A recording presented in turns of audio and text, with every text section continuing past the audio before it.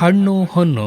ತೋಟಗಾರಿಕೆ ಬೆಳೆಗಳಲ್ಲಿ ಸಮಗ್ರ ಬೇಸಾಯ ಕ್ರಮಗಳು ಮತ್ತು ಸುಸ್ಥಿರ ಕೃಷಿಯನ್ನು ಕುರಿತ ಬಾನುಲಿ ಸರಣಿ. ಹೂವು ಹಣ್ಣು ತೂಗುವಾಗ ಭೂಮಿ ತಾಯಿಗೆ ಹಬ್ಬದ ಹಾಡು, ಹಬ್ಬದ ಹಾಡು. ಕೇಳಿ ಹಣ್ಣು ಹೊನ್ನು.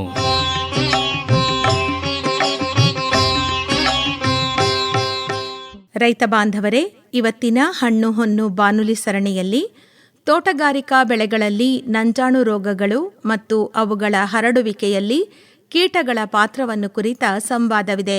ಭಾಗವಹಿಸುತ್ತಾರೆ ನವದೆಹಲಿಯ ಭಾರತೀಯ ಕೃಷಿ ಅನುಸಂಧಾನ ಪರಿಷತ್ನ ಉಪಮಹಾನಿರ್ದೇಶಕರಾದ ಡಾಕ್ಟರ್ ಎನ್.ಕೆ. ಕೃಷ್ಣಕುಮಾರ್ ಹಾಗೂ ಮೈಸೂರು ತಾಲೂಕು ಯಲಚನಹಳ್ಳಿಯ ತೋಟಗಾರಿಕಾ ಮಹಾವಿದ್ಯಾಲಯದ ಕೀಟ ತಜ್ಞರಾದ ಡಾಕ್ಟರ್ ಜಿ.ಕೆ. ರಾಮೇಗೌಡ.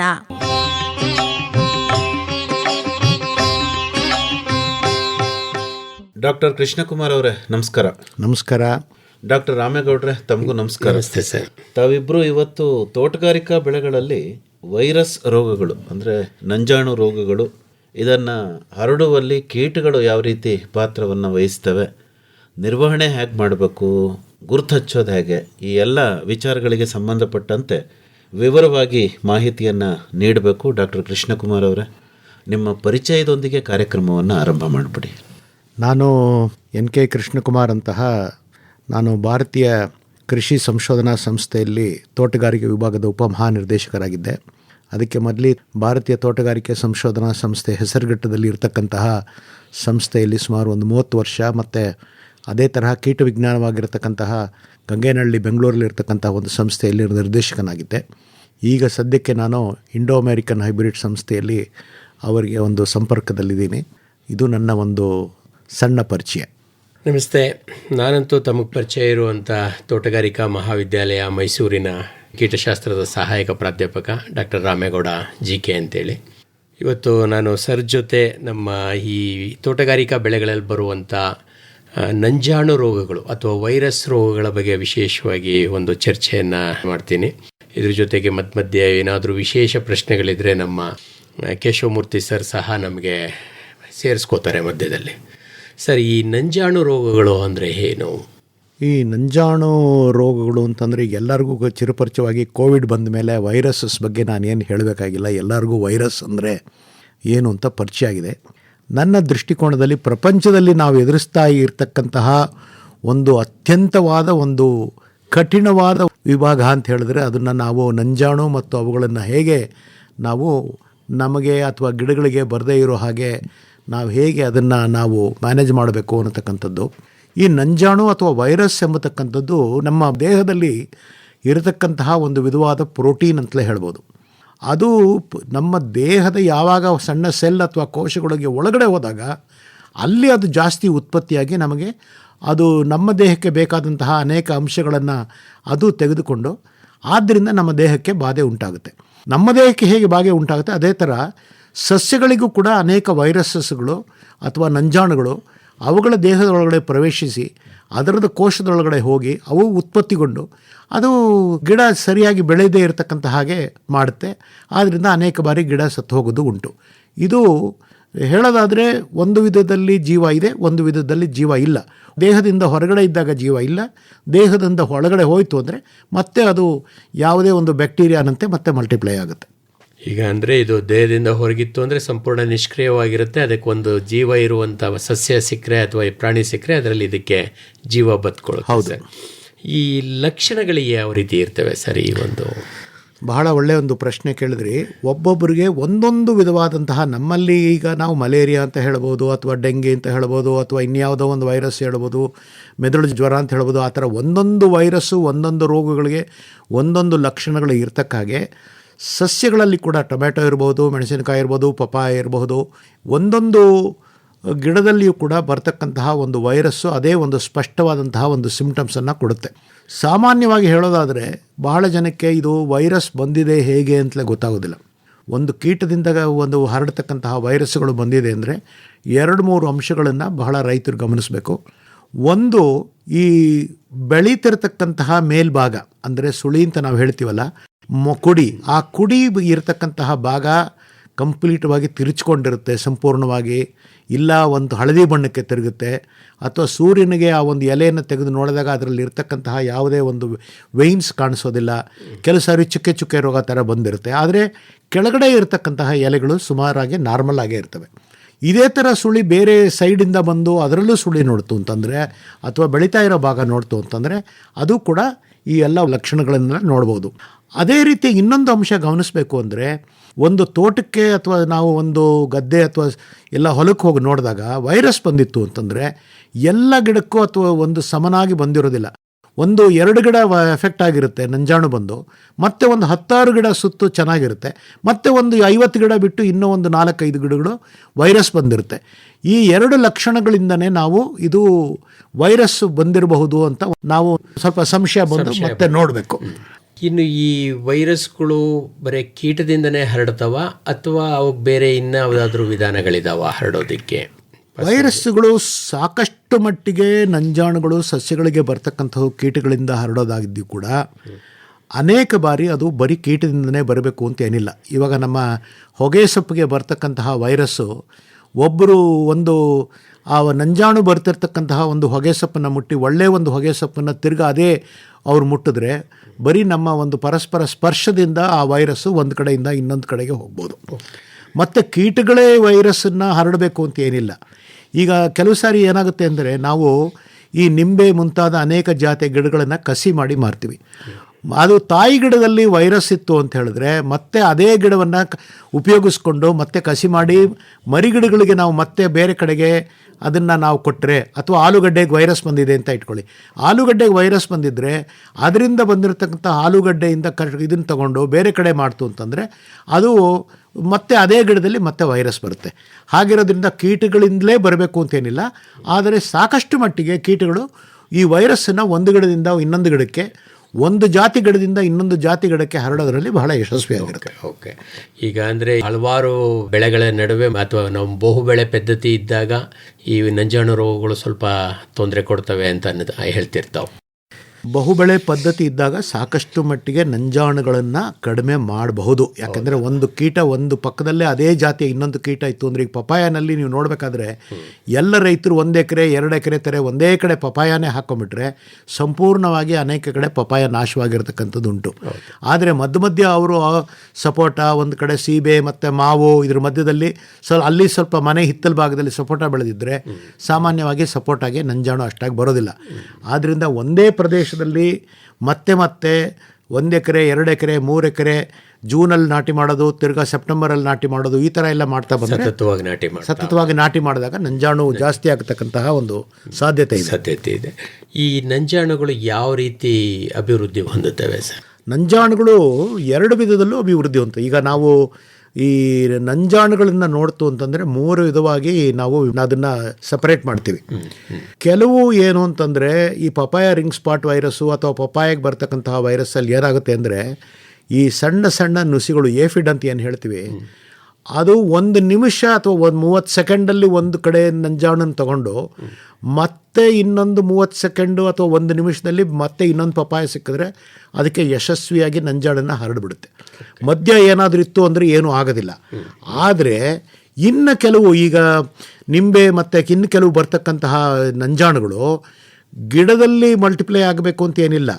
ಅವು ಸಾಕಷ್ಟು ಮಟ್ಟಿಗೆ ಯಾವ ಒಂದು ಕೀಟ ಇದೆಯಲ್ಲ, ಈಗ ನಾವು ಸೊಳ್ಳೆನಲ್ಲಿ ಹೇಗೆ ಮಲೇರಿಯಾ ಉತ್ಪಾದನೆಗೊಳ್ಳುತ್ತೆ ಅದೇ ರೀತಿಯಲ್ಲಿ ಅನೇಕ ಕೀಟಗಳಲ್ಲಿ ಈ ವೈರಸ್ಗಳು ಅದೇನಾಗುತ್ತೆ ಅಂತಂದರೆ ಅದರ ಬಾಯಲ್ಲಿ ಉತ್ಪತ್ತಿಗೊಂಡು ಮತ್ತೆ ಸುಮಾರು 20 ದಿನಗಳಾದ ಮೇಲೆ ಮತ್ತೆ ಅದು ಹೊರಗಡೆ ಬಂದಾಗ ಬೇರೆ ಬೇರೆ ಗಿಡಗಳಿಗೆ ಬೇರೆ ಬೇರೆ ಅದರಿಂದ ಎಲ್ಲ ನಂಜಾಣುಗಳು ಒಂದೇ ಥರ ಇರುತ್ತೆ ಅಂತ ಹೇಳೋಕ್ಕಾಗಲ್ಲ. ಕೆಲವು ಕೀಟದಲ್ಲಿ ಉತ್ಪತ್ತಿ ಜಾಸ್ತಿ ಆಗುತ್ತೆ, ಕೆಲವು ಕೀಟದಲ್ಲಿ ಉತ್ಪತ್ತಿ ಆಗೋಕ್ಕೆ ಸಾಧ್ಯತೆಯೇ ಇರೋದಿಲ್ಲ.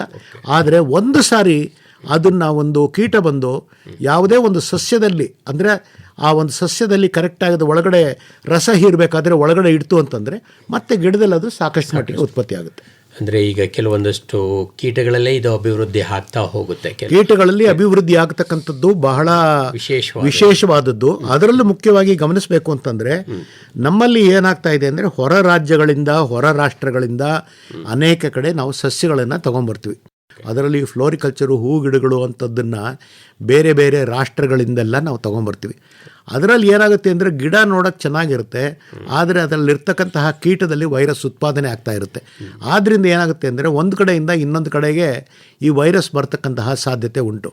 ಅದಲ್ಲದೆ ಒಂದು ಹೊರ ರಾಷ್ಟ್ರ ಅಂತ ಹೇಳಬೇಕಾಗಿಲ್ಲ, ರಾಜ್ಯಗಳಲ್ಲೇ ಈಗ ಪಪಾಯನಲ್ಲಿ ಬರ್ತಕ್ಕಂಥ ನಂಜುರೋಗ ಎಂಬತಕ್ಕಂಥದ್ದು ಉತ್ತರ ಭಾರತದ ಉತ್ತರ ಪ್ರದೇಶ, ಬಿಹಾರ ಆ ಕಡೆ ಮಾತ್ರ ಇತ್ತು. ದಕ್ಷಿಣದಲ್ಲಿ ಸುಮಾರು 20-25 ವರ್ಷದ ಮೊದಲು ಪಪಾಯನಲ್ಲಿ ನಂಜುರೋಗನೇ ಬರ್ತಿರಲಿಲ್ಲ. ಯಾವಾಗ ನಾವು ಹೊರಗಡೆ ರಾಜ್ಯಗಳಿಂದ ನಾವು ಸಾಕಷ್ಟು ಪ್ರಮಾಣದಲ್ಲಿ ನಾವು ಗಿಡಗಳನ್ನು ತಗೊಂಬಂದು ನಮ್ಮಲ್ಲಿ ಮಾಡ್ತಾ ಇದ್ದೀವೋ ಆವಾಗ ನಮ್ಮಲ್ಲೂ ರಂಜಾಣು ರೋಗ ಜಾಸ್ತಿ ಆಗ್ತಾ ಇದೆ. ಓಕೆ, ಈ ನಂಜಾಣುಗಳಲ್ಲಿ ಏನಾದರೂ ಬೇರೆ ಬೇರೆ ಆದಂಥ ಗುಂಪುಗಳಿದಾವ?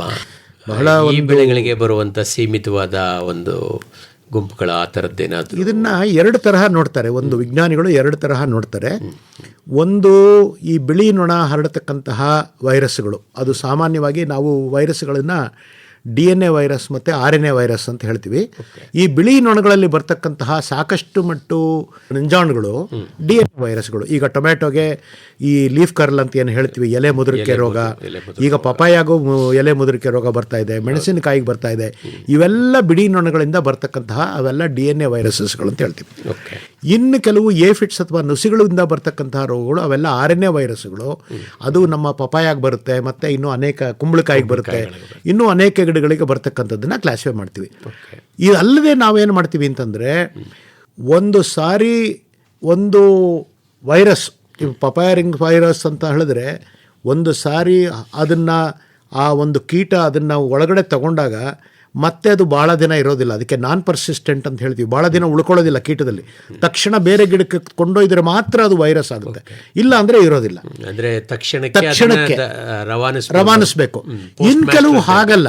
ಈಗ ನೀವು ನಿಂಬೆಯಲ್ಲಿ ಬರ್ತಕ್ಕಂತಹ ಗ್ರೀನಿಂಗ್ ಅಥವಾ ನಾವು ಸಿಟ್ರಸ್ ಟ್ರಿಸ್ಟೇಸಾ ಮತ್ತು ಇನ್ನು ಅನೇಕ ನಂಜಾಣುಗಳು ಒಂದು ಸಾರಿ ಆ ಕೀಟ ಅದನ್ನು ತೆಗೆದುಕೊಂಡ್ರೆ ಸುಮಾರು ಅದರ ಜೀವನ ಪರ್ಯಂತ, ಈಗ ತ್ರಿಪ್ಸ್ ಅಂತ ಹೇಳ್ತೀವಿ ನೋಡಿ. ಈಗ ನೀವು ನೋಡಿರ್ಬೋದು, ಕಲ್ಲಂಗರಿ ಹಣ್ಣಲ್ಲಿ ನಾವು ಜಾಂಡಿಸ್ ಅಂತ ಒಂದು ರೋಗ ಕರಿತೀವಿ ಕರ್ನಾಟಕದಲ್ಲಿ. ಅದು ಆ ಜಾಂಡಿಸ್ ರೋಗ ಏನು ಅಂದರೆ, ಇನ್ನೇನು ಕಾಯಿ ನಾವು ಕಟಾವು ಮಾಡೋದಕ್ಕೆ 1 ತಿಂಗಳು 1.5 ತಿಂಗಳಿದೆ, ಫೆಬ್ರವರಿ ಮಾರ್ಚ್ ಅಂದಾಗ ಕಲ್ಲಂಗಡಿಯಲ್ಲಿ ಬರುತ್ತೆ. ಆ ಒಂದು ತ್ರಿಪ್ಸ್ ಕೀಟದಲ್ಲಿ ಒಂದು ಸಾರಿ ನಂಜಾಣು ಅದನ್ನು ಹೀರ್ಕೊಳ್ತು ಅಂದರೆ ಆ ಕೀಟ ತ್ರಿಪ್ಸು, ಅದು ಸುಮಾರು ಜೀವನ ಪರ್ಯಂತ ಅದರಲ್ಲೇ ಉಳಿಸ್ಕೊಂಡು ಹರಡತಕ್ಕಂತಹ ಒಂದು ಶಕ್ತಿಯನ್ನು ಅದು ಹೊಂದಿದೆ. ಸೊ ಅದರಿಂದ ಪರ್ಸಿಸ್ಟೆಂಟು, ನಾನ್ ಪರ್ಸಿಸ್ಟೆಂಟ್ ಅಂತ ಹೇಳ್ಬೋದು. ಅದಲ್ಲದೆ ಈ ಇನ್ನೊಂದು ಏನು ಅಂದರೆ, ಕೀಟದಲ್ಲೇ ಅದು ಹೆಚ್ಚಾಗಿ 10 ಇದ್ದಿದ್ದು 100, 100 ಇದ್ದಿದ್ದು ಕೋಟಿ ಆಗತಕ್ಕಂತಹ ಅದು ಒಂದಿದ್ರೆ, ಇನ್ನು ಕೆಲವು ಕೀಟದ ಮೂಲಕ ಹಾದು ಹೋಗುತ್ತೆ, ಆದರೆ ಮಲ್ಟಿಪ್ಲೈ ಆಗೋದಿಲ್ಲ. ಇದು ಒಂಥರ ಕ್ಲಾಸಿಫೈ ಮಾಡ್ತಾರೆ. ಇನ್ನೊಂದು ತರಹ ಹೇಳಬೇಕು ಅಂತಂದರೆ, ನುಸಿಯಲ್ಲಿ ಬರ್ತಕ್ಕಂತಹ ಈ ವೈರಸ್ಗಳು, ವೈಟ್ ಫ್ಲೈಯಿಂದ ಬರ್ತಕ್ಕಂತಹ ಇದು ಜಿಗಿ ಹುಳದಿಂದ ಬರ್ತಕ್ಕಂತಹ ವೈರಸ್ಗಳು, ಆ ಥರ ಒಂದೊಂದು ಗ್ರೂಪ್ನ ಮಾಡ್ಕೊಳ್ತಾರೆ. ಇನ್ನೊಬ್ಬರು RNA ವೈರಸ್ ಅಂತ ಮಾಡ್ಬೋದು, DNA. ಸೊ ವಿಂಗಡಣೆ ಮಾಡ್ಕೋಬೇಕಾದ್ರೆ ನಾವು ಹೇಗೆ ನಾವು ಭಾಷಾವಾರು ಪ್ರಾಂತ್ಯಗಳಿಂದ ರಾಜ್ಯಗಳನ್ನು ವಿಂಗಡಿಸ್ಕೋಬೋದು, ಅದೇ ಥರ ನಮ್ಮ ಭೌಗೋಳಿಕವಾಗಿ ನಮ್ಮ ರಾಜ್ಯಗಳನ್ನು ಹೆಂಗೆ, ಅದೇ ಥರ ಅನೇಕ ವಿಧಗಳಲ್ಲಿ ನಾವು ವೈರಸ್ಸನ್ನು ನಾವು ಬೇರೆ ಬೇರೆ ದೃಷ್ಟಿಕೋನದಿಂದ ನೋಡ್ತಾರೆ.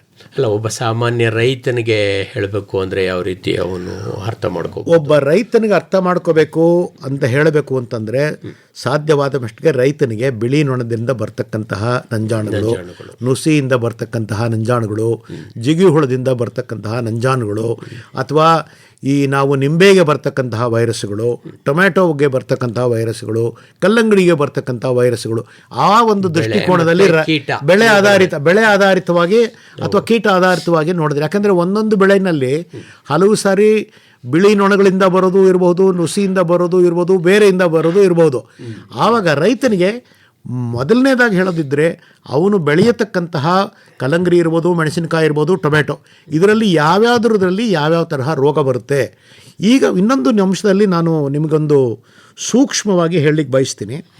ಮೊದಲೆಲ್ಲ ನಾವು ನಂಜಾಣುಗಳು ಒಂದು ಗಿಡದಿಂದ ಇನ್ನೊಂದು ಗಿಡಕ್ಕೆ ಹೋಗ್ತಾ ಇತ್ತು, ಆದರೆ ಅದೇ ಗಿಡದಿಂದ ನಾವು ಬೀಜವನ್ನು ತಗೊಂಡು ಮತ್ತೆ ಬೇರೆ ಕಡೆಗೆ ತೊಗೊಂಡೋದ್ರೆ ಆ ಬೀಜದಲ್ಲಿ ವೈರಸ್ ಬರ್ತಿರಲಿಲ್ಲ ಅನ್ನತಕ್ಕಂತಹ ಅನೇಕ ಜನರಲ್ಲಿ ಒಂದು ಅಭಿಪ್ರಾಯ ಇತ್ತು.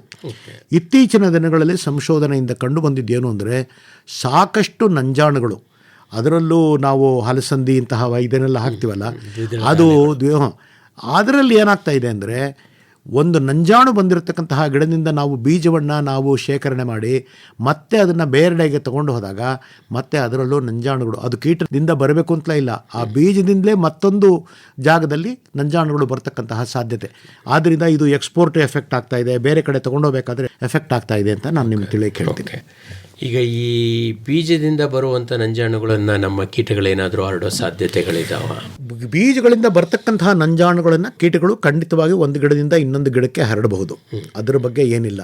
ಆದರೆ ನಾವು ಜನರಲಿ ಸೀಡ್ ಕಂಪನಿಗೆ ಏನು ಹೇಳ್ತಾ ಇದ್ದೀವಿ ಅಂತಂದರೆ, ಮೊದಲು ನೀವು ತಿಳ್ಕೊಂಡಿದ್ದ ಹಾಗೆ ನಂಜಾಣು ಬಂದಿದೆ, ಗಿಡ ಎಫೆಕ್ಟ್ ಆಗಿದೆ, ಆದರೆ ಈಗ ಪಪಾಯನೇ ತಗೊಳ್ಳಿ, ಪಪಾಯನಲ್ಲಿ ನೋಡೋಕ್ಕೆ ಪಪಾಯಾಗೆ ವೈರಸ್ ಬಂದಿದೆ.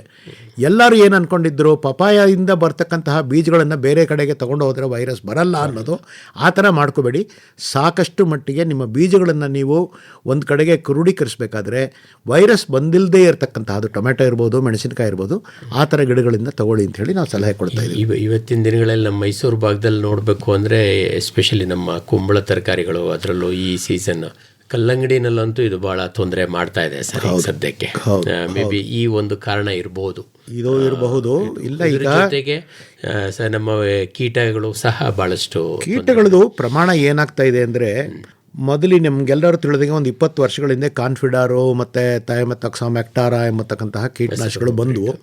ಅವು ಎಷ್ಟರ ಮಟ್ಟಿಗೆ ಪರಿಣಾಮಕಾರಿಯಾಗಿರ್ತು ಅಂತಂದರೆ, ಒಂದು ಸಾರಿ ಸಿಂಪರಣೆ ಮಾಡ್ತು ಅಂತಂದರೆ ಈ ತ್ರಿಪ್ಸ್ ಇರ್ಬೋದು, ಬಿಳಿ ನೊಣ ಇರ್ಬೋದು, ಏಫಿಡ್ಸ್ ಇರ್ಬೋದು, ಸಂಪೂರ್ಣ ಹತೋಟಿಗೆ ನಾವು ತರ್ತಾಯಿದ್ವಿ. ಆದರೆ ಇತ್ತೀಚಿನ ದಿನಗಳಲ್ಲಿ ಕೀಟನಾಶಕ ನಿರೋಧಕ ಶಕ್ತಿ, ರೆಸಿಸ್ಟೆನ್ಸ್ ಅಂತ ಏನು ಹೇಳ್ತೀವಿ, ಎಷ್ಟರ ಮಟ್ಟಿಗೆ ಬಂದಿದೆ ಅಂದರೆ, ರೈತ 2 ದಿನಕ್ಕೆ 3 ದಿನಕ್ಕೆ ಒಂದು ಸಾರಿನೂ ಕೂಡ ಕೀಟನಾಶಕಗಳನ್ನು ಸಿಂಪರಣೆ ಮಾಡಿದಾಗ್ಯೂ ಕೂಡ ಅದು ಕಂಟ್ರೋಲಿಗೆ ಬರ್ತಾಯಿಲ್ಲ. ಇನ್ನೊಂದು, ಇವತ್ತು ನೀವು ನೋಡ್ಬೋದು ಟೊಮೆಟೊ ರೇಟು 4 ರೂಪಾಯಿಗೆ ಬಂದಿದೆ ಅಂತ ಇಟ್ಕೊಳ್ಳಿ. ರೈತರು ಏನು ಮಾಡ್ತಾರೆ, ಟೊಮೆಟೊನ ಕಿತ್ತಾಕುವಂತಹ ಯಾಕಪ್ಪ ಲೇಬರ್ ಅಂತ ಹೇಳಿ ಹಾಗೆ ಬಿಟ್ಟು ಹೋಗ್ತಾರೆ. ಅಲ್ಲಿರ್ತಕ್ಕಂತಹ ನಂಜಾಣುಗಳೆಲ್ಲ ಮುಂದಿನ ಸೀಸನ್ಗೆ ಟ್ರಾನ್ಸ್ಮಿಟ್ ಆಗ್ತವೆ. ಆದ್ದರಿಂದ ಏನಾಗ್ತಾ ಇದೆ ಅಂದರೆ, ವೈರಸ್ ಅಂತಕ್ಕಂಥದ್ದು ಅಥವಾ ನಂಜಾಣು ನಮ್ಮ ತರಕಾರಿ ಬೆಳೆಗಳಲ್ಲಿರ್ಬೋದು, ಹಣ್ಣುಗಳಲ್ಲಿರ್ಬೋದು, ಇವುಗಳದ್ದು ನಾವು ಬರೀ ಕೀಟನಾಶಕಗಳು ಪ್ರಯೋಜನ ಮಾಡಿ ಕಂಟ್ರೋಲ್ ಮಾಡ್ತೀವಿ ಅಂತಲ್ಲ, ಸಾಕಷ್ಟು ಮಟ್ಟಿಗೆ ಒಂದು ಈಗ ಬೇಸಿಗೆಯಿಂದ ಮುಂಗಾರುಯಿಂದ ಹಿಂಗಾರಿಗೆ ಸೀಸನ್ಗೆ ಹೋಗದೇ ಇರೋ ಹಾಗೆ ಅದನ್ನು ಹೇಗೆ ನಾವು ಮ್ಯಾನೇಜ್ ಮಾಡಬೇಕು ಅನ್ನೋದು ಅತ್ಯವಶ್ಯಕ. ಸಮಗ್ರವಾಗಿ ನಿರ್ವಹಣೆ ಮಾಡಬೇಕು. ಆದರೆ ಇವತ್ತು ಬಹುತೇಕ ರೈತರು ಬರೀ ಕೀಟನಾಶಕವನ್ನೇ ಪ್ರಮುಖವಾಗಿ ಮಾಡ್ಕೊಂಡಿದ್ದಾರೆ. ಮತ್ತು ನೀವು ಹೇಳಿದಾಗೆ ಕಂಟಿನ್ಯೂಯಸ್ ಆಗಿ ಸತತವಾಗಿ ಒಂದರ ನಂತರ ನಾಟಿ ಅಥವಾ ಬಿತ್ತನೆ ಮಾಡ್ಕೊಂಡು ಹೋಗ್ತಾ ಇದ್ದಾರೆ. ಇವೆರಡು ಕಾರಣದಿಂದ ನಮ್ಮ ವೈರಸ್ಸು ಮತ್ತು ಕೀಟ ಎರಡೂ ಕೂಡ ಅಭಿವೃದ್ಧಿ. ಇನ್ನೊಂದು 2 ಪಾಯಿಂಟ್ ನಿಮಗೆ ಹೇಳಲಿಕ್ಕೆ ಬಯಸ್ತೀನಿ. ಒಂದು ಕಾಲದಲ್ಲಿ ನಾವು ಬೀಜ ತೊಗೊಂಡು ಬಂದು ರೈತರಿಗೆ ಒಳ್ಳೆಯವಾದ ಉತ್ಕೃಷ್ಟವಾದಂತಹ ಬೀಜವನ್ನು ಕೊಡ್ತಾ ಇದ್ವಿ, ಅವರು ತಮ್ಮ ತೋಟದಲ್ಲಿ ಬೆಳೀತಾ ಇದ್ರು. ಈಗೇನಾಗಿದೆ ಅಂತಂದರೆ, ಸಸ್ಯ ಮಡಿನಲ್ಲಿ ನಾವು ಸಾಕಷ್ಟು ಮಾಡ್ತಾ ಇದ್ವಿ. ರೈತರಿಗೂ ಹೇಳ್ತೀವಿ, ಆದಷ್ಟು ಮಟ್ಟಿಗೆ ನರ್ಸರಿ ಮಾಡ್ತಿತ್ತು ಅಂತಂದರೆ ನೀವು ಸೊಳ್ಳೆ ಪರದೆ ಹಾಕಿ ಸಣ್ಣ ನರ್ಸರಿ ಸ್ಟೇಜಲ್ಲೇ ನೀವು ಅದನ್ನು ಕೀಟಗಳಿಗೆ ನೀವು ಇದು ಮಾಡಬೇಡಿ, ವೈರಸ್ ಜಾಸ್ತಿ ಆಗುತ್ತೆ ಅಂತ. ಆದರೆ ನೀವು ಸುಮಾರು ಕಡೆಗೆ ಹೋಗಿ ನೋಡ್ತು ಅಂತಂದರೆ, ನಮ್ಮ ಶೇಡ್ ನೆಟ್ಸು ಅಥವಾ ಗ್ರೀನ್ ಹೌಸ್ ಹೆಂಗಿದೆ ಅಂತಂದರೆ, ಮಧ್ಯಾಹ್ನದೊತ್ತು ಬಿಸಿಲು ಜಾಸ್ತಿ ಆಯಿತು ಅಂದರೆ ಬಾಗಿಲು ತೆಗೆದಿಟ್ಬಿಟ್ಟು ಎಲ್ಲ ಕಡೆಗೂ ತೂತುಗಳು ಬಂದುಬಿಟ್ಟಿರ್ತವೆ. ಬಾಗಿಲು ಹಿಡಿ ನಾವು ಚಿಲ್ಕ ಹಾಕ್ತೀವಲ್ಲ, ಅಲ್ಲೆಲ್ಲ ತೂತುಗಳು ಬಂದುಬಿಡ್ತವೆ. ಯಾರಾದರೂ ಒಳಗಡೆ ಹೋಗಬೇಕು ಅಂದರೆ ಬಾಗಿಲು ತೆಗೆದಿಟ್ಬಿಟ್ಟು ಒಳಗಡೆ. ನೀವು ಸಸ್ಯ ಮಡಿನ ಈ ಥರ ಮಾಡಿ ಬೇರೆ ರೈತರಿಗೆ ಕೊಡೋದಿದ್ದರೆ, ನೀವು ನಂಜಾಣುರಹಿತವಾದಂತಹ ಒಂದು ಸಸ್ಯಗಳನ್ನು ಕೊಡ್ತಾ ಇಲ್ಲ. ನೀವೇನು ಮಾಡ್ತಾ ಇದ್ದೀರಿ ಅಂತಂದರೆ, ಮೈಸೂರಿಂದ ಈಗ ನಾಳೆ ಯಾರಾದರೂ ವಿಜಯವಾಡಗೋ ಅಥವಾ ಧಾರವಾಡಕ್ಕೋ ಇಲ್ಲಿಂದ ನಾವು ನರ್ಸರಿ ತಗೊಂಡೋದ್ರೆ, ಆ ಗಿಡಗಳಲ್ಲಿ ವೈರಸ್ ಇತ್ತು ಅಂದರೆ ನಾವು ಧಾರವಾಡಕ್ಕೆ ಇಲ್ಲದೇ ಇರೋ ಕಡೆ ವೈರಸ್ಸನ್ನು ತೊಗೊಂಡೋಗಿ ಕೊಡ್ತಾಯಿದ್ದೀವಿ. ಒಂದು ಇದು ಯಾವುದರಲ್ಲಿ ಹೆಚ್ಚಾಗಿ ನೋಡ್ಬೋದು ಅಂತಂದರೆ, ಈಗ ಟೊಮೆಟೊ ಅನ್ನೋದು 3 ತಿಂಗಳು 4 ತಿಂಗಳು ಗಿಡ, ಚಿಲ್ಲಿ ಅಥವಾ ಮೆಣಸಿನಕಾಯಿ ಅನ್ನೋದು 6 ತಿಂಗಳು ಗಿಡ ಅಂತ ಇಟ್ಕೊಳ್ಳಿ. ಆದರೆ ನಾವು ಈಗ ನಿಂಬೆ ಮತ್ತು ಅನೇಕ ಜಾತಿಗೆ ಸೇರಿದಂತಹ ಗಿಡಗಳು ಹಾಕಿದ್ರೆ ಅದು ಸುಮಾರು 10 ವರ್ಷ 15 ವರ್ಷ ಇರತಕ್ಕಂತಹ ಗಿಡಗಳು. ನಾನು ನೋಡಿರೋ ಮಟ್ಟಿಗೆ ವೈರಸ್ಸು ಎಲ್ಲೆಲ್ಲಿ ಬಂದಿದೆ ಅದರ 2 ಸಾಲುಗಳ ಮಧ್ಯೆನೇ ನಾವು ಅದರ ನರ್ಸರಿನ ಮಾಡಿ ಅದನ್ನು ಒಂದು ಎಲ್ಲ ಕಡೆಗೂ ಎಲ್ಲ ರೈತರು ತೊಗೊಂಡೋಗಿ ಒಂದು ನರ್ಸರಿನಲ್ಲಿ ಮಾರ್ತಾಯಿದ್ವಿ. ಆದ್ದರಿಂದ ನಾವು ಏನು ಮಾಡ್ತಾಯಿದ್ದೀವಿ, ನಂಜು ಯಾವ್ಯಾವ ರೋಗಕ್ಕೆ ವೈರಸ್ ಬಂದಿದೆ ಆ ಒಂದು ನರ್ಸರಿ ಸ್ಟೇಜಲ್ಲಿ ಆ ಗಿಡಗಳಿಗೆ ಸ್ಪ್ರೇ ಮಾಡಿಬಿಟ್ಟು, ಅದರಲ್ಲಿ ನಂಜಾಣು ಇರುತ್ತೆ, ಇನ್ನೂ ಸಿಮ್ಟಮ್ಸ್ ಬಂದಿರೋದಿಲ್ಲ, ಬಟ್ ಸಿಮ್ಟಮ್ಸ್ ಬಂದಿಲ್ಲದೆ ಇರೋದಕ್ಕೋಸ್ಕರ ನಂಜಾಣು ಇಲ್ಲ ಅಂಥೇಳಿ ಭಾರತದ ಈಗ ನಾವು ಒಂದು ಉದಾಹರಣೆ ಕೊಡ್ತೀನಿ. ನಮ್ಮ ಕೊಡಗು ಕಿತ್ತಳೆಗೆ ಬಹಳ ಫೇಮಸ್ ಆಗಿತ್ತು. ಕೊಡಗು ಕಿತ್ತಳೆಗೆ ಒಂದು ಕಾಲದಲ್ಲಿ ಬಹಳ ಫೇಮಸ್ ಆಗಿತ್ತು. ನಾವೇನು ಮಾಡಿದ್ವಿ, ಅದನ್ನು ಕೊಡಗು ಕಿತ್ತಳೆಯನ್ನು ನಾವು ವೈರಸ್ ಸ್ಕ್ರೀನ್ ಮಾಡಿಬಿಟ್ಟು ನಿಮಗೆ ವೈರಸ್ಸು ರೋಗ ಇಲ್ಲದೇ ಇರತಕ್ಕಂತಹ ಸಸ್ಯಗಳನ್ನು ಬೇರೆ ಕಡೆಗೆ ಕೊಡ್ತೀವಿ ಅಂತ ಹೇಳಿ ಒಂದು ಸುಮಾರು 30-40 ವರ್ಷಗಳ ಹಿಂದೆ ಎಲ್ಲ ಕಡೆಗೂ ಕೊಟ್ಕೊಂಡು ಬಂದರು. ಅದು ಏನಾಯಿತು ಅಂತಂದರೆ ಆ ವೈರಸ್ಸು ಮ್ಯುಟೇಷನ್ ಅಂತ ಹೇಳ್ತಾರೆ, ಅದು ಸಡನ್ನಾಗಿ ಅದೇ ಒಂದು ಪರಿವರ್ತನೆಗೊಳ್ಳುತ್ತೆ. ಅದು ಸಿವಿಯರ್ ಫಾರ್ಮಿಗೆ ಬಂದು ಈಗ ನೀವು ನೋಡ್ತು ಅಂತಂದರೆ ಆ ವೈರಸ್ ಎಷ್ಟರ ಮಟ್ಟಿಗೆ ಹರಡೋದಂದರೆ ಕೊಡಗಲ್ಲಿ ಈಗ ನಮಗೆ ಕಿತ್ತಳೆನೇ ಜಾಸ್ತಿ ಸಿಗ್ತಾಯಿಲ್ಲ. ಅಂದರೆ ಮ್ಯಾನೇಜ್ಮೆಂಟಲ್ಲಿ ಈಗ ಅದು ಒಂದು ಕಿತ್ತಳೆ ಜಾತಿಗೆ ಸೇರಿದಂತಹ ಇನ್ನೂ ಅನೇಕ ಜಾತಿಗಳಿಗೆ ಸೇರಿದಂತಹ 15 ಅಥವಾ 20 ವರ್ಷಗಳು ಇರತಕ್ಕಂತಹ ಗಿಡಗಳಲ್ಲಿ ನಾವೇನು ಮಾಡಬೇಕು ಅಂತಂದರೆ ನಾವು ನರ್ಸರಿ ರೈಸ್ ಮಾಡಬೇಕಾಗಿರೋದು ಬಹಳ ಸೈಂಟಿಫಿಕ್ ಆಗಿರಬೇಕು, ವೈಜ್ಞಾನಿಕವಾಗಿರಬೇಕು, ಪರದೆ ಇರಬೇಕು, ಎಲ್ಲರೂ ಒಳಗಡೆ ಹೋಗಬಾರ್ದು, ಬಾಗಿಲು ಸಿಕ್ಕಾಪಟ್ಟೆ ತೆಗಿಬಾರ್ದು, ಅದಕ್ಕೆ ಸ್ಪ್ರೇಯಿಂಗ್ ಮಾಡ್ತಾ ಇರಬೇಕು. ಆಮೇಲೆ ಇಂಡೆಕ್ಸಿಂಗ್ ಅಂತ ಮಾಡ್ತಾರೆ, ಅದನ್ನು ಹೊರಗಡೆ ತೊಗೊಂಡು ಹೋಗಬೇಕಾದ್ರೆ ಆ ಗಿಡಗಳಲ್ಲಿ ನಂಜಾಣುಗಳು ಇಲ್ಲದೆ ಇದ್ದಾಗ ಮಾತ್ರ ಬೇರೆಯವ್ರಿಗೆ ತೊಗೊಂಡು ಹೋಗಬೇಕು. ಇನ್ನೊಂದು ರಾಮೇಗೌಡ್ರೆ ನಿಮಗೆ ಹೇಳ ಬಯಸೋದು ಅಂತಂದರೆ, ಈ ಒಂದು ಹೊಲಕ್ಕೆ ನಂಜಾಣು ಬಂದಾಗ ಅದು ಬೇರೆ ಬೇರೆ ಜಾಸ್ತಿ ಹೊಲದಲ್ಲಿ ಈಗ 1% ಇತ್ತು, ಅದು 20%, 30%, 40% ಹೆಂಗಾಗುತ್ತೆ ಅಂದಾಗ ಗಿಡದಲ್ಲಿ ಮೊದಲ ಬಾರಿಗೆ ನಂಜಾಣು ಬಂದು ಕಾಣಿಸಿಕೊಂಡಂತಹ ಗಿಡಗಳನ್ನು ನಾವು ಯಾವುದೇ ಒಂದು ಕರುಣೆ ತೋರಿಸದೆ ಮುಲಾಜಿಲ್ಲದೆ ಕಿತ್ತೆಸಿಬೇಕು. ಇಲ್ಲ ಅಂತಂದರೆ ಏನಾಗುತ್ತೆ ಅಂತಂದರೆ ಮನೆಯಲ್ಲಿ ಮಲೇರಿಯಾ ಇರೋರನ್ನ ಮಲಗಿಸ್ಕೊಂಡು ನಾವು ಅವ್ರ ಜೊತೆಗೆ ಮಲಿಕೊಂಡ್ರೆ ನಮಗೂ ಮಲೇರಿಯಾ ಬರುತ್ತೆ. ಇದು ಭಾಳ ರೈತರಿಗೆ ಗಿಡ ಕಿತ್ತು ಹಾಕೋದಕ್ಕೆ ಯಾಕೋ ಭಾಳ ಕಷ್ಟ, ಮನಸ್ಸಿಗೆ ಬಹಳ ಕಷ್ಟ. ಆ್ಯಕ್ಚುಲಿ ಕರೋನಾ ಟೈಮ್ನಲ್ಲಿ ಎಲ್ಲರೂ ಸ್ವತಃ ಅನುಭವಿಸಿದ್ದಾರೆ, ಆದರೆ ನಮಗೆ ಬಂದಾಗ ಅನುಭವಿಸ್ತಾರೆ, ಗಿಡಕ್ಕೆ ಅಂದಾಗ ಇರಲಿ ಬಿಡೋದಿಲ್ಲ. ಈ ಪಪಾಯಾಗ ನೋಡಿ ವೈರಸ್ ಬಂದಿರುತ್ತೆ, ವೈರಸ್ ಬಂದಾಗ ಅರ್ಧಂಬರ್ಧ ಪೀಚ್ ಕಾಯಿ ಬಂದಿರುತ್ತೆ, ಒಂದಷ್ಟು ಕಾಯಿ ಪೀಚ್ ಕಾಯಿ ಬರುತ್ತೆ ಬಿಡೋ ಅಲ್ಲೇ ಇರಲಿ ಏನಾಗಲ್ಲ ಅಂತ. ಆದರೆ ಅವ್ರು ಏನು ಮಾಡ್ತಾರೆ ಅಂದರೆ ಅದೇ ಕಾಯಿ ಬೇರೆ ಅನೇಕ ಕಡೆಗೆ ಹೋಗತಕ್ಕಂತಹ ಒಂದು ಸಾಧ್ಯತೆಗಳು ಬೇಕಾದಷ್ಟಿದ್ದಾವೆ. ಯಾಕೆಂದರೆ ಯಾವುದೇ ಒಂದು ಗಿಡಕ್ಕೆ ಅಥವಾ ಮನುಷ್ಯನಿಗೆ ವೈರಸ್ ಬಂದಾಗ ಯಾವುದೇ ಒಂದು ಔಷಧಿ ಅಥವಾ ಕೀಟನಾಶಕದಿಂದ ವೈರಸ್ಸನ್ನು ನಾವು ಮುಗಿಸೋದಕ್ಕೆ ಸಾಧ್ಯ ಇಲ್ಲ. There is no cure for virus ಅಂತ ಹೇಳ್ತಾರೆ. ಒಂದು ಸಾರಿ ಹುಚ್ಚುನಾಯಿ ಕಡಿತ ಅವನಿಗೆ ಸಿಂಪ್ಟಮ್ ಬಂತು ಅಂದರೆ ಆತ ಸತ್ತ ಅಂತಲೇ ಅರ್ಥ ಹೊರತು ಹುಚ್ಚುನಾಯಿ ಎಕ್ಸ್ಪ್ರೆಷನ್ ಕಡಿತ ಬಂದ ಮೇಲೆ ಅವನಿಗೆ ಯಾವುದೇ ವಿಧವಾದಂತಹ ನೀವು ಔಷಧಿ ಕೊಟ್ಟು ಮೊದಲೇ ತಗೊಳ್ಳೋದಿದ್ದರೆ ಮೊದಲೇ ವ್ಯಾಕ್ಸಿನ್ ತಗೋಬೇಕು. ಈ ವೈರಸಸ್ಗಳು ಆ ಥರ. ಆದ್ದರಿಂದ ಕೀಟನಾಶಕದಿಂದ ವೈರಸ್ ಕಂಟ್ರೋಲ್ ಮಾಡ್ತೀನಿ ಅನ್ನತಕ್ಕಂತಹ ಮನೋಭಾವ ರೈತರಲ್ಲಿರ್ತಕ್ಕಂಥದ್ದು ತಪ್ಪು. ಕೀಟನಾಶಕ ಇಲ್ಲದೆ ನಾವು ಎಷ್ಟರ ಮಟ್ಟಿಗೆ ಅದನ್ನು ಸಮಗ್ರ ನಿರ್ವಹಣೆ ಮಾಡ್ತೀವಿ ಅನ್ನೋದು ಬಹಳ ಬಹಳ ಮುಖ್ಯ. ಈ ಕೀಟನಾಶಕಗಳ ಬಳಕೆ ವೈರಸ್ ಕಂಟ್ರೋಲ್ ಮಾಡೋಕ್ಕೆ ಎಷ್ಟು ಜಾಸ್ತಿ ಆಗಿದೆ ಅಂದರೆ ಸುಮಾರು ಎಷ್ಟು ಹೇಳಿದ್ರೂ ಅದು ರೈತರಲ್ಲಿ ಮನ ಮುಟ್ತಾ ಇಲ್ಲ. ಇದಕ್ಕೆ ನಾವು ಈ ಬಲೆ ಬೆಳೆ ಪದ್ಧತಿ ಅಥವಾ ತಡೆ ಬೆಳೆ ಪದ್ಧತಿ ಈ ಥರದ್ದು ಅಥವಾ ಬಹು ಬೆಳೆ ಈ ಥರದವೆಲ್ಲ ಮಾಡಿದ್ರೆ ಸ್ವಲ್ಪ ಸಹಾಯ ಆಗ್ಬೋದಾ? ವೈರಸ್ ಹರಡೋದು ಅಥವಾ ಕೀಟಗಳ ಹರಡೋದ್ರ ಮುಖ ಮಾಡಬಹುದು. ಆದರೆ ಎಲ್ಲದಕ್ಕೂ ಏನಂದ್ರೆ ಈಗ ನೋಡಿ ನಾವು ಬಲೆ ಪದ್ಧತಿ ಅಂತ ತಗೊಂಡಾಗ ಈಗ ನಾವು ಈ ಇಂಗ್ಲೀಷ್ ಕುಕ್ಕುಂಬರ್ ಅಂತ ಒಂದು ವಿಧವಾದಂಥ ಸೌತೆಕಾಯಿ ಅಥವಾ ನಾವು ಕಲರ್ಡ್ ಕ್ಯಾಪ್ಸಿಕಮ್ ಅಥವಾ ಕೆಂಪು ಮೆಣಸಿನಕಾಯಿ, ದಪ್ಪ ಮೆಣಸಿನಕಾಯಿ, ಇದಕ್ಕೆಲ್ಲ ನಾವು ಬಲೆ ಬೆಳೆನಲ್ಲಿ ರೈತರು ಅದನ್ನು ಹಾಕಿದ್ರೆ ಸಾಕಷ್ಟು ಮಟ್ಟಿಗೆ ಆದಾಯ ಇದೆ. ಈಗ ಟೊಮೆಟೊ ಹಾಕಿದ್ರೆ ಆದಾಯ ಇಲ್ಲ ಆ ರೈತನಿಗೆ. ಟೊಮೆಟೊ ಬೆಲೆ 4 ರೂಪಾಯಿ, 5 ರೂಪಾಯಿ, 6 ರೂಪಾಯಿ ಇದ್ದಾಗ ಅವನಿಗೆ ಅದನ್ನು ಪ್ರೊಟೆಕ್ಟೆಡ್ ಕಂಡೀಷನ್ಸ್ ಅಥವಾ ಬಲೆ ಬೆಳೆನಲ್ಲಿ ಬೆಳೆ ಅಂತ ಹೇಳ್ತಕ್ಕಂಥದ್ದು ಅಷ್ಟೊಂದು ಉಚಿತವಾಗಿಲ್ಲ. ಆದರೆ ಈ ಮ್ಯಾರಿಗೋಲ್ಡು ಅಥವಾ ನಾವು ಟ್ಯೂಬ್ರೋಸು, ಸುಗಂಧರಾಜ, ಅನೇಕ ಒಳ್ಳೆಯ ಉತ್ಕೃಷ್ಟವಾದಂತಹ ನಾವು ಯಾವುದು ಹೂವಿನ ಜಾತಿ ಗಿಡಗಳಿದ್ದಾವೆ ಅಥವಾ ನರ್ಸರಿಗಳು ಯಾವ್ಯಾವುದಿದ್ದಾವೆ ಇದನ್ನೆಲ್ಲ ನಾವು ಇದು ಶೇಡ್ ನೆಟ್ಟು ಹಾಕಿ ಅದನ್ನು ಬೆಳೆಸ್ತಕ್ಕಂಥದ್ದು. ವೈರಸ್ಸು ಅಥವಾ ನಂಜಾಣುವಿನ ನಿರ್ವಹಣೆಯಲ್ಲಿ ಅತ್ಯಂತ ಮುಖ್ಯವಾದ ಅಂಶ ಅಂತಂದರೆ ನಂಜಾಣು ನಿರೋಧಕ ಶಕ್ತಿಯುಳ್ಳಂತಹ ತಳಿಗಳನ್ನು ನಾವು ಹೊರಗಡೆ ತೊಗೊಂಬರೋದು. ಈಗ ಏನಾಗಿದೆ ಅಂದರೆ ಟೊಮೆಟೊನಲ್ಲಿ ನೀವು ಹೇಳ್ತು ಅಂತಂದರೆ ಟೊಮೆಟೊ ಲೀಫ್ ಕರ್ಲ್ ಅಂತ ನಾವು ಏನು ಹೇಳ್ತೀವಿ, ಬಿಳಿ ನೊಣದಿಂದ ಬರ್ತಕ್ಕಂತಹ ಆ ಎಲೆಗಳೆಲ್ಲ ತಿರುಚ್ಕೊಳ್ತಾವಲ್ಲ, ಅದಕ್ಕೆ ನಾವು ಸಾಕಷ್ಟು ಮಟ್ಟಿಗೆ ನಿರೋಧಕ ಶಕ್ತಿ ಉಳ್ಳಂತಹ ಕೆಲವು ಇದನ್ನು ತೊಗೊಂಬಂದಿದ್ದೀವಿ. ಅದೇ ಥರ ಹಲಸಂದಿ ಮತ್ತು ಈ ಬೇರೆ ಬೀನ್ಸ್ ಅಂತ ಜಾತಿಗಳು ಸೇರಿದಂತಹ ನೀವು ಅನೇಕ ಕಡೆ ನೋಡಿದ್ರೆ ಎಳೆಗಳೆಲ್ಲ ಹಳದಿ ಬಣ್ಣಕ್ಕೆ ತಿರುಗೋಗಿರ್ತವೆ. ಆದರೆ ಅದಕ್ಕೆ ನಿರೋಧಕ ಶಕ್ತಿ ಇರತಕ್ಕಂತಹ ಅನೇಕ ತಳಿಗಳು ಬಂದಿವೆ. ಆದರೆ ಪಪಾಯನಲ್ಲಿ ಇವತ್ತಿನವರೆಗೂ ನಂಜಾಣು ನಿರೋಧಕ ಶಕ್ತಿ ಇರತಕ್ಕಂತಹ, ಸಂಪೂರ್ಣ ನಿರೋಧಕ ಶಕ್ತಿ ಇರತಕ್ಕಂತಹ ನಂಜಾಣು ನಿರೋಧಕ ಯಾವುದೇ ಒಂದು ತಳಿಯನ್ನು ಬಂದಿಲ್ಲ. ಆದ್ದರಿಂದ ಕೆಲವು ಇದರಲ್ಲಿ ನಂಜಾಣು ನಿರೋಧಕ ಶಕ್ತಿಯಂತಹ ತಳಿಗಳು, ಹೈಬ್ರಿಡ್ಗಳು ಬಂದವೆ. ಈಗ ಚಿಲ್ಲಿನಲ್ಲಿ ಬಂದಿಲ್ಲ, ಮೆಣಸಿನಕಾಯಲ್ಲಿ ಬಂದಿಲ್ಲ. ಆದ್ದರಿಂದ ಇವತ್ತು ವೈರಸ್ ಬಂತು, ಇವತ್ತಿದೆ, ಎಲ್ಲದಕ್ಕಿಂತ ಜಾಸ್ತಿ ಇದೆ ಅಂದರೆ ಇನ್ನು 2 ವರ್ಷ ಆದಮೇಲೆ ಹೊಸ ವೈರಸ್ ಬರ್ತಾಯಿದೆ. ಆದ್ದರಿಂದ ರೈತರಿಗೆ ಗೊತ್ತಾಗೋದಿಲ್ಲ ಎಲ್ಲರ ಈ ವೈರಸ್ಸು ಒಂದೇ ಥರ ಇದೆ ಅಂತ. ಒಂದೊಂದು ವೈರಸ್ಸು ಬೇರೆ ಬೇರೆ ಜಾತಿ ಇರ್ತವೆ. ಇವತ್ತಿದ್ದ ವೈರಸ್ಸು ಇದರಲ್ಲಿ ಕಂಟ್ರೋಲ್ ಆಯಿತು ಅಂದರೆ ನಾಳೆ ಇನ್ನೊಂದು ವೈರಸ್ ಬಂದಿರುತ್ತೆ. ಆದ್ದರಿಂದ ಇದ್ರ ಬಗ್ಗೆ ಸಾಕಷ್ಟು ಪರಿಣತಿನೂ ಇರಬೇಕು, ಸಾಕಷ್ಟು ಸಂಶೋಧನೆಯೂ ಆಗ್ತಾ ಇದೆ. ಈಗ ತಳಿಗಳನ್ನು ಬದಲಾವಣೆ ಮಾಡ್ಕೋತಾ ಹೋದರೆ ಏನಾದರೂ ಇದರಲ್ಲಿ ಅವಕಾಶಗಳಿದಾವ ಇದನ್ನು ಕಡಿಮೆ ಮಾಡೋದಕ್ಕೆ, ವೈರಸ್ ಹಾವಳಿಗಳನ್ನು?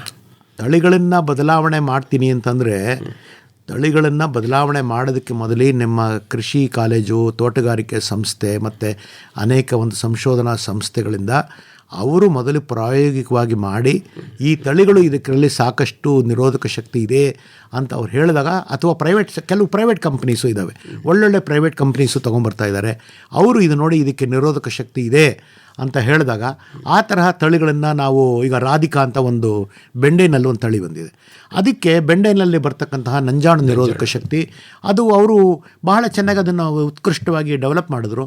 ಆ ಒಂದು ರಾಧಿಕಾ ಅನ್ನೋದು ಇವತ್ತು ಭಾರತ ದೇಶದಲ್ಲಿ ಸರ್ವೋಚ್ಚ ಸ್ಥಾನದಲ್ಲಿದೆ. ಈಗ ಹೇಳಬೇಕು ಅಂತಂದರೆ ಟೊಮ್ಯಾಟೊ, ಮೆಣಸಿನಕಾಯಿ ಎಲ್ಲ ನಮ್ಮಲ್ಲಿ ಬೀಜ ನಂಬರ್ ಒನ್ ಬೀಜ ಮಾರಾಟ ಆಗ್ತಾ ಇರೋದು ಬೆಂಡೆ. ಯಾಕೆ ಅಂದರೆ ಒಂದೇ ಒಂದು ಗುಣ, ಆ ರಾಧಿಕಾನಲ್ಲಿ ಆ ಯೆಲ್ಲೋ ವೈನ್ ಮೊಸಾಯಿಕ್ ಅಥವಾ ಒಂದು ನಂಜಾಣು ರೋಗ ಬೆಂಡೆಗೆ ಯಾವುದು ಬರುತ್ತೆ ಆ ರೋಗ ನಿರೋಧಕ ಶಕ್ತಿ ಭಾಳ ಚೆನ್ನಾಗಿದೆ. ಈ ರೀತಿ ನಿರೋಧಕ ಶಕ್ತಿ ಉಳ್ಳಂತಹ ತಳಿಗಳು ಅದರಲ್ಲೂ ತರಕಾರಿ ಬೆಳೆಗಳಲ್ಲಿ ಬಹಳ ಬಹಳ ಬೇಕಾಗಿದೆ. ಈಗ ಇವನ್ನ ನಿರ್ವಹಣೆ ಮಾಡಬೇಕು ಅಂತಂದರೆ ಈ ಕೀಟಗಳನ್ನು ಸಮಗ್ರವಾಗಿ ನಿರ್ವಹಣೆ ಮಾಡಬೇಕು ಅಂತ ನಾವು ಹೇಳ್ತೀವಿ. ಆ ಕ್ರಮಗಳಿಂದ ಎಷ್ಟರ ಮಟ್ಟಿಗೆ ನಾವು ಈ ನಂಜಾಣುಗಳನ್ನು ನಿರ್ವಹಣೆ ಮಾಡಲಿಕ್ಕೆ ಸಾಧ್ಯ ಇದೆ? ಕೀಟಗಳ ಸಮಗ್ರ ಹತೋಟಿ ಮಾಡಿಕೊಂಡ್ವಿ ಅಂತಂದರೆ ಅದಕ್ಕೆ ಆರಂಭದಲ್ಲೇ ನಾವು ಸಸಿ ಮಡಿಯಿಂದ ಅಥವಾ ಬೀಜೋಪಚಾರದಿಂದನೇ ಶುರು ಮಾಡಿಕೊಂಡ್ರೆ ಅವಕಾಶಗಳಿದ್ದಾವ? ಇದ್ದಾವೆ. ಆದರೆ ಇದು ಹೇಗೆ ಅಂತಂದರೆ ಕಲ್ಲಂಗರಿಗೆ ಬರ್ತಕ್ಕಂಥದ್ದನ್ನು, ಟೊಮ್ಯಾಟೊ ಬರ್ತದಕ್ಕನ್ನು, ಪಪಾಯ ಎಲ್ಲದಕ್ಕೂ ಒಂದೇ ಸಾರಿ ದೃಷ್ಟಿಕೋನದಲ್ಲಿ ನೋಡ್ಲಿಕ್ಕೆ ಆಗೋದಿಲ್ಲ. ಈಗ ನಾವು ಕಲ್ಲಂಗರಿಗೆ ಹೇಳೋದಾದರೆ ನಾವೇನು ಮಾಡ್ತೀವಿ ನೋಡಪ್ಪ, ಮಾರ್ಚ್ ಏಪ್ರಿಲ್ ತಿಂಗಳಲ್ಲಿ ಕಲ್ಲಂಗರಿಗೆ ಡಿಮ್ಯಾಂಡ್ ಜಾಸ್ತಿ ಇರ್ಬೋದು, ಆದರೆ ಏಪ್ರಿಲ್ ತಿಂಗಳಲ್ಲಿ ನಾವು ಏನು ಹೇಳ್ತೀವಿ ಬಡ್ನೆ ಕ್ರಾಸಿಸ್, ಕಲ್ಲಂಗರಿಯನ್ನು ಫುಲ್ ಸುಳಿ ಒಣಗೋಗುತ್ತಲ್ಲ, ಆ ರೋಗ ಬರ್ತಾ ಫೆಬ್ರವರಿ ಮಾರ್ಚ್ ಅಥವಾ ಬೇಸಿಗೆನಲ್ಲಿ ಜಾಸ್ತಿ ಆಗುತ್ತೆ. ಆದ್ದರಿಂದ ಸ್ವಲ್ಪ ಟೈಮಿಂಗ್ ಅಡ್ಜಸ್ಟ್ ಮಾಡ್ಕೊಳ್ಳಿ ಅಂತ ಹೇಳ್ತೀವಿ. ಅದೇ ಥರ ಕೆಲವು ಸಾರಿ ನಾವೇನು ಮಾಡಬಹುದು ಅಂದರೆ, ಯಾವ ಸೀಸನ್ನಲ್ಲಿ ನಾವು ಗಿಡಗಳನ್ನು ಅಥವಾ ಸಸ್ಯಗಳನ್ನು ನಾಟಿ ಮಾಡ್ತೀವಿ ಅದನ್ನು ನೋಡಿಕೊಂಡು ಯಾವ ಸೀಸನಲ್ಲಿ ವೈರಸ್ ಜಾಸ್ತಿ ಬರೋದಿಲ್ಲ, ಅದ್ರ ಬಗ್ಗೆ ನಾವು ಒಂದು ವಿಧದಲ್ಲಿ ಹತೋಟಿಗೆ ತರ್ಬೋದು. ಎರಡನೇದಾಗಿ ನಂಜಾಣು ನಿರೋಧಕ ಶಕ್ತಿ ಉಳ್ಳಂತಹ ತಳಿಗಳನ್ನು ತೊಗೊಂಬರೋದ್ರಿಂದ ಸಾಕಷ್ಟು ಮಟ್ಟಿಗೆ ಅವುಗಳನ್ನು ಮ್ಯಾನೇಜ್ ಮಾಡ್ಬೋದು. ಇನ್ನೊಂದು ಏನು ಒಂದು ಅತ್ಯಂತ ಅವಶ್ಯಕ ನಾನು ಹೇಳಿರ್ತಕ್ಕಂತಂದರೆ, ಈ ನರ್ಸರಿ ನೀವು ಮಾಡಬೇಕಾದ್ರೆ ಆ ನರ್ಸರಿ ಸ್ಟೇಜಲ್ಲಿ ಸಾಕಷ್ಟು ಮಟ್ಟಿಗೆ ನೀವು ಅದನ್ನು ಎಷ್ಟಕ್ಕೆಷ್ಟು ಸಾಧ್ಯವೋ ಸೊಳ್ಳೆ ಪರದೆನೋ ಅಥವಾ ಶೇಡ್ ನೆಟ್ಟೋ ಅದರಲ್ಲಿ ಹಾಕಿ, ಭಾಳ ಜನ ಏನು ಮಾಡ್ತಾರೆ ಶೇಡ್ ನೆಟ್ ಹಾಕಿ ಸಸ್ಯಗಳಿಗೆ ಔಷಧಿ ಹಾಕ್ತೀರಾ, ಆದರೆ ನೀವು ಸಸ್ಯಗಳಿಗೆ ಔಷಧಿ ಹೊಡೆಯೋದಕ್ಕಿಂತ ಹೆಚ್ಚಾಗಿ ಆ ಸೊಳ್ಳೆ ಪರದೆಗೆ ಔಷಧಿ ಹೊಡೆದ್ರೆ ಸಾಕು, ಸಸ್ಯಗಳ ಮೇಲೆ ಏಫಿಡ್ಡು, ತ್ರಿಪ್ಸು ಇವೆಲ್ಲ ಜಾಸ್ತಿ ಬರೋದಿಲ್ಲ.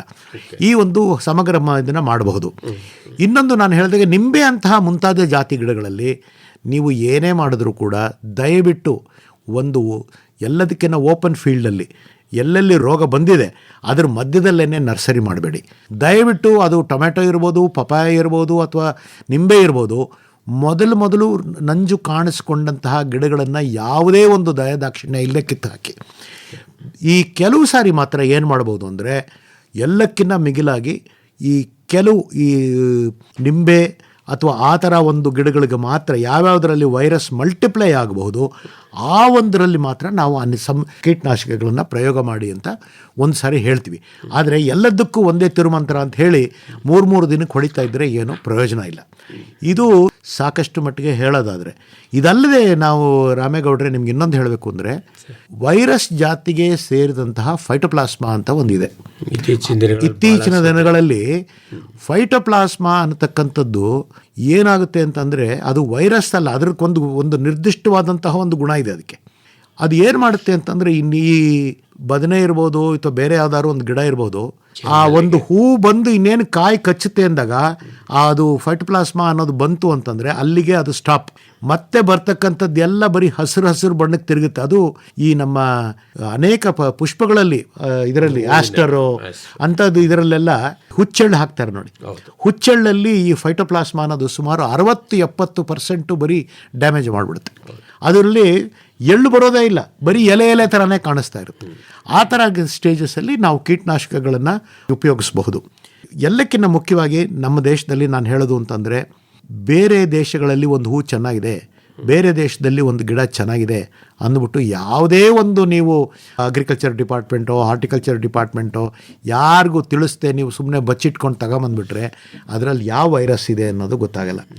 ಇನ್ನೊಂದು ಏನು ಅಂದರೆ, ಈಗ ನಮ್ಮ ದೇಶದಲ್ಲಿ ಮೊದಲು 4, 5, 6 ಏರ್ಪೋರ್ಟ್ಗಳಿದ್ದವು.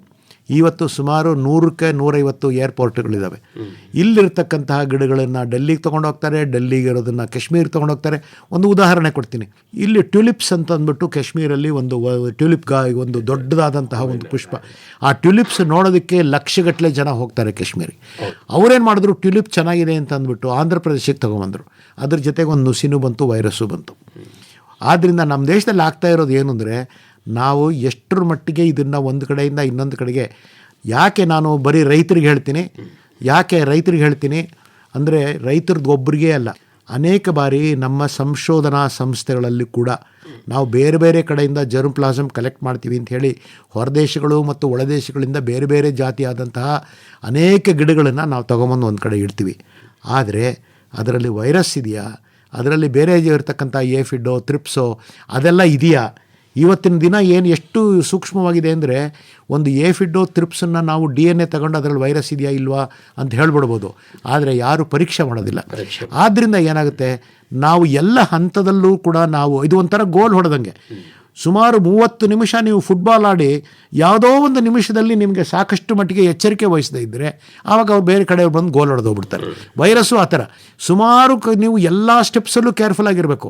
ಯಾವುದಾದ್ರೂ ಒಂದು ಸ್ಟೆಪ್ಸಲ್ಲಿ ನಾವು ಕರೆಕ್ಟಾಗಿ ಮಾಡದೇ ಇದ್ದರೆ ಅದು ಆ ಒಂದು ಕ್ಷಣದಲ್ಲಿ ಬಂದು ಅದು ಟ್ರಾನ್ಸ್ಮಿಟ್ ಮಾಡಿಬಿಟ್ಟು ಹೊರಟೋಗ್ಬಿಡುತ್ತೆ. ಎಲ್ಲದಕ್ಕಿಂತ ರೈತರಿಗೆ ಮತ್ತು ಅನೇಕ ನಮ್ಮ ಕಾಲೇಜಲ್ಲಿ ಹೇಳ್ತಕ್ಕಂತಹ ಅನೇಕ ಜನಗಳಿಗೆ ವೈರಸ್ ಬಗ್ಗೆ ಹೇಳ್ತಕ್ಕಂಥದ್ದು ಬಹಳ ಮುಖ್ಯವಾಗಿದೆ. ತಿಳುವಳಿಕೆ ಬೇಕಾಗಿದೆ. ಭಾಳ ಜನಕ್ಕೆ ಅದ್ರ ಬಗ್ಗೆ ಅಷ್ಟೊಂದು ಗೊತ್ತಾಗ್ತಾ ಇಲ್ಲ. ಇದ್ರ ಬಗ್ಗೆ ಸ್ವಲ್ಪ ಇನ್ನೂ ಹೆಚ್ಚಿನವಾಗಿ ಹುಡುಗರಿಗೆ ಮತ್ತು ಸಂಶೋಧಕರಿಗೆ ತಿಳುವಳಿಕೆ ಹೇಳಬೇಕಾಗಿದೆ. ಈ ಕೆಲವೊಂದು ಸಲ ಈ ವೈರಸ್ ಅಥವಾ ನಂಜಾಣು ರೋಗದ ಲಕ್ಷಣಗಳು ನಮ್ಮ ಪೋಷಕಾಂಶಗಳ ಕೊರತೆಗೂ ಕೂಡ ಒಂದು ಹೋಲಿಕೆ ಆಗ್ತಾ ಇರ್ತವೆ. ಇದನ್ನು ಯಾವ ರೀತಿ ಗುರುತಿಸ್ಕೊಳ್ಳೋದು? ಏನಂದರೆ, ಪೋಷಕಾಂಶಗಳು ಕೊರತೆ ಇದ್ದಾಗ ನೋಡಿ, ಪೊಟ್ಯಾಶ್ ಅಂತಂದರೆ ನಾವು ಹೇಳ್ತೀವಿ, ಪೊಟ್ಯಾಶ್ ಭಾಳ ಸಿಂಪಲ್. ಯಾಕೆಂದರೆ ತಾಯಿ ಬಂದು ಮಗುಗೋಸ್ಕರ ಸಫರ್ ಮಾಡ್ತಾಳೆ ಅಂತ. ಆ ಕೆಳಗಡೆ ಎಲೆಗಳೆಲ್ಲ ನೋಡಿದ್ರೆ ಬರ್ನಿಂಗ್ ಕಾಣಿಸುತ್ತೆ. ನೈಟ್ರೋಜನ್ ಇತ್ತು ಅಂತಂದರೆ ಕೆಳಗಡೆ ಎಲೆ ಹಳದಿ ಆಗಿರುತ್ತೆ.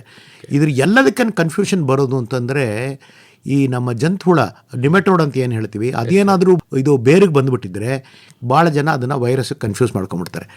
ಆದರೆ ಏನಿದ್ರದ್ದು ಡಿಫರೆನ್ಸ್ ಅಂದರೆ, ಪೋಷಕಾಂಶಗಳ ಕೊರತೆ ಇದ್ದಾಗ ಜಿಂಕ್ ಇರ್ಬೋದು, ಬೋರಾನ್ ಇರ್ಬೋದು, ನೈಟ್ರೋಜನ್ ಇರ್ಬೋದು, ಒಂದು ಸಾರಿ ಗಿಡಕ್ಕೆ ಪೋಷಕಾಂಶಗಳನ್ನು ನಾವು ಒದಗಿಸಿದ್ರೆ ಮತ್ತೆ ಗಿಡ ಚಿಗುರ್ಕೊಳ್ಳುತ್ತೆ. ನಂಜಾಣು ಬಂದಿತ್ತು ಅಂತಂದರೆ ಮತ್ತೆ ಗಿಡ ಚಿಗುರ್ಕೊಳ್ಳೋದಿಲ್ಲ. ಇನ್ನು ಈ ಒಂದು ನಂಜಾಣುಗಳನ್ನು ಇದು ಮಾಡೋದಕ್ಕೆ ನಮ್ಮ ಸರ್ಕಾರದ ಮಟ್ಟದಲ್ಲಿ ಏನಾದರೂ ಕಾನೂನಾತ್ಮಕ ಕ್ರಮಗಳನ್ನು ತಗೊಳ್ಳೋಕೆ ಅವಕಾಶ ಇದೆಯಾ? ಈ ಕಾಲಕ್ಕೆ ಈ ತಳಿಯನ್ನೇ ಮಾಡಬೇಕು, ಇದನ್ನು ಮಾಡಬಾರ್ದು ಅಂತೇಳಿ ನಿರ್ಬಂಧ ವಿಧಿಸೋದಕ್ಕೆ ಏನಾದರೂ ಅವಕಾಶಗಳಿದಾವ? ನಮ್ಮಲ್ಲಿ ಒಂದು ರಾಷ್ಟ್ರ ಮಟ್ಟದಲ್ಲಿ ಕೆಲವು ಚಿಂತನೆಗಳಾಗಬೇಕು, ರಾಜ್ಯ ಮಟ್ಟದಲ್ಲಿ ಒಂದು ಚಿಂತನೆಗಳಾಗಬೇಕು. ರಾಷ್ಟ್ರ ಮಟ್ಟದಲ್ಲಿ ನಾವು ಕ್ವಾರಂಟೈನ್ ಡಿಪಾರ್ಟ್ಮೆಂಟ್ ಅಂತ ಒಂದು ಮಾಡ್ಕೊಂಡಿದ್ದೀವಿ. ಎಲ್ಲ ಏರ್ಪೋರ್ಟಲ್ಲೂ ಕ್ವಾರಂಟೈನ್ ಇರುತ್ತೆ. ಆದರೆ ಅದು ಆಟುಕುಂಟು ಲೆಕ್ಕಕ್ಕಿಲ್ಲ ಅನ್ನೋ ಥರ ಇದೆ.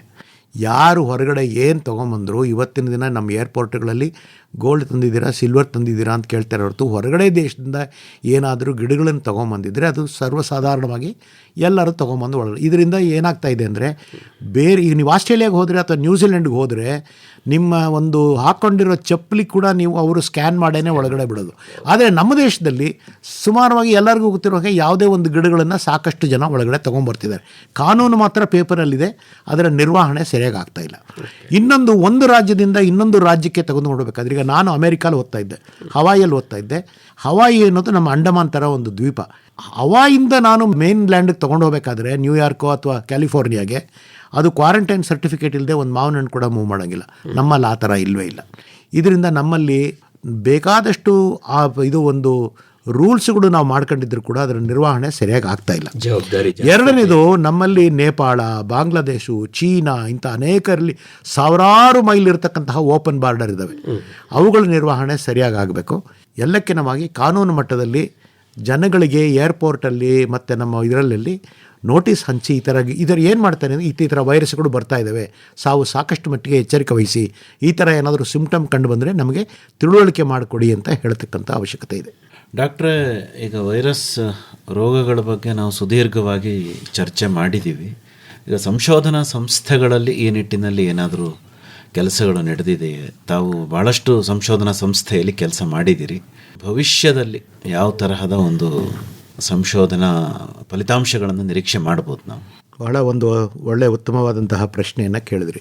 ಇತ್ತೀಚಿನ ದಿನಗಳಲ್ಲಿ ನಾನು ಹೇಳಿದಾಗೆ ರೋಗ ನಿರೋಧಕ ಅಥವಾ ನಂಜು ನಿರೋಧಕ ಶಕ್ತಿಯುಳ್ಳಂತಹ ತಳಿಗಳನ್ನು ನಾವು ರೈತನಿಗೆ ಒದಗಿಸಿದಾಗಲೇ ನಾವು ಒಂದು ಒಳ್ಳೆಯ ವಿಧವಾದಂತಹ ನಂಜು ರೋಗಗಳನ್ನು ನಾವು ಹೇಗೆ ನಿರ್ವಹಣೆ ಮಾಡ್ತಕ್ಕಂಥದ್ದು ಅನ್ನೋದು.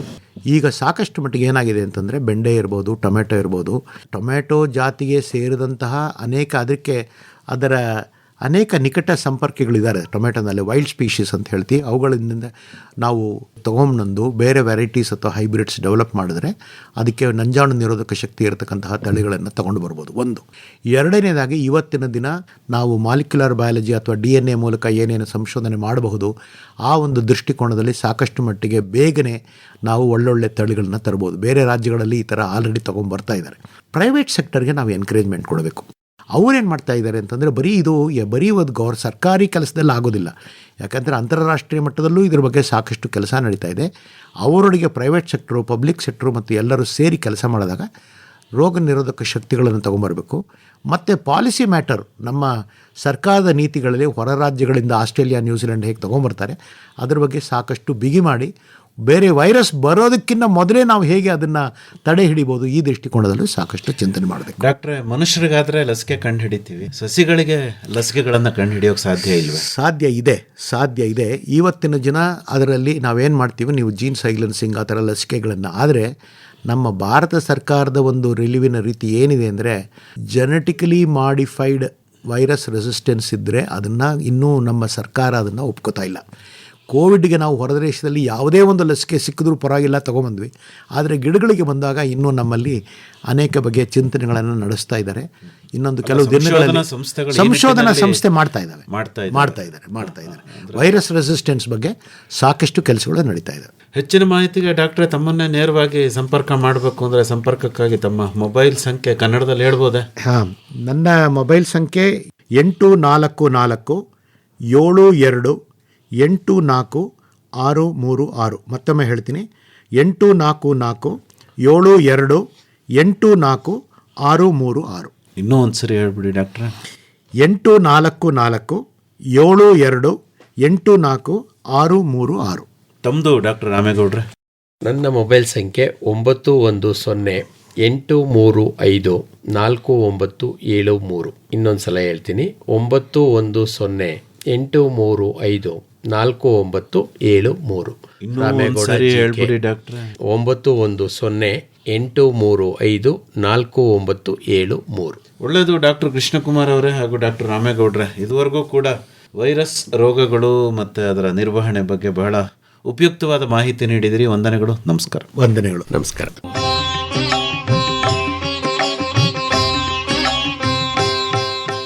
ಇದುವರೆಗೆ ತೋಟಗಾರಿಕಾ ಬೆಳೆಗಳಲ್ಲಿ ನಂಜಾಣು ರೋಗಗಳು ಮತ್ತು ಅವುಗಳ ಹರಡುವಿಕೆಯಲ್ಲಿ ಕೀಟಗಳ ಪಾತ್ರವನ್ನು ಕುರಿತ ಸಂವಾದವನ್ನು ಕೇಳಿದಿರಿ. ಭಾಗವಹಿಸಿದ್ದವರು ನವದೆಹಲಿಯ ಭಾರತೀಯ ಕೃಷಿ ಅನುಸಂಧಾನ ಪರಿಷತ್ನ ಉಪಮಹಾನಿರ್ದೇಶಕರಾದ ಡಾ NK ಕೃಷ್ಣಕುಮಾರ್ ಮತ್ತು ಮೈಸೂರು ತಾಲೂಕು ಯಲಚನಹಳ್ಳಿಯ ತೋಟಗಾರಿಕಾ ಮಹಾವಿದ್ಯಾಲಯದ ಕೀಟ ತಜ್ಞರಾದ ಡಾ GK ರಾಮೇಗೌಡ. ಬರುವ ವಾರ ದಾಳಿಂಬೆ ಬೇಸಾಯ ಅವಕಾಶಗಳು ಮತ್ತು ಸವಾಲುಗಳನ್ನು ಕುರಿತ ಸಂವಾದವಿದೆ. ಭಾಗವಹಿಸುತ್ತಾರೆ ಮೈಸೂರು ಜಿಲ್ಲಾ ತೋಟಗಾರಿಕಾ ಜಂಟಿ ನಿರ್ದೇಶಕರಾದ ಮಂಜುನಾಥ್ ಅಂಗಡಿ ಹಾಗೂ ಮೈಸೂರು ತಾಲೂಕು ಯಲಚನಹಳ್ಳಿಯ ತೋಟಗಾರಿಕಾ ಮಹಾವಿದ್ಯಾಲಯದ ಸಹ ಪ್ರಾಧ್ಯಾಪಕರಾದ G ಮಂಜುನಾಥ್. ಹಣ್ಣು ಹೊನ್ನು ತೋಟಗಾರಿಕೆ ಬೆಳೆಗಳಲ್ಲಿ ಸಮಗ್ರ ಬೇಸಾಯ ಕ್ರಮಗಳು ಮತ್ತು ಸುಸ್ಥಿರ ಕೃಷಿಯ ಬಾನುಲಿ ಸರಣಿ ಕೇಳಿದಿರಿ. ಹೂವು ಹಣ್ಣು ತೂಗುವಾಗ ಭೂಮಿ ತಾಯಿಗೆ ಹಬ್ಬದ ಹಾಡು. ಸಹಯೋಗ ತೋಟಗಾರಿಕೆ ಮಹಾವಿದ್ಯಾಲಯ ಮೈಸೂರು ಮತ್ತು ತೋಟಗಾರಿಕೆ ಇಲಾಖೆ ಮೈಸೂರು. ತೋರಣದ ತಳಿರಲ್ಲಿ ಹೊಸಿಲ ಹಣತೆಗಳಲ್ಲಿ ಬಾಣ ಬಿರುಸುಗಳಲ್ಲಿ ನಲಿವು ಮೂಡಿ. ನೆರವು R ಲೋಕೇಶ್ವರಿ. ನಿರ್ಮಾಣ N ಕೇಶವಮೂರ್ತಿ. ಹಣ್ಣು ಹೊನ್ನು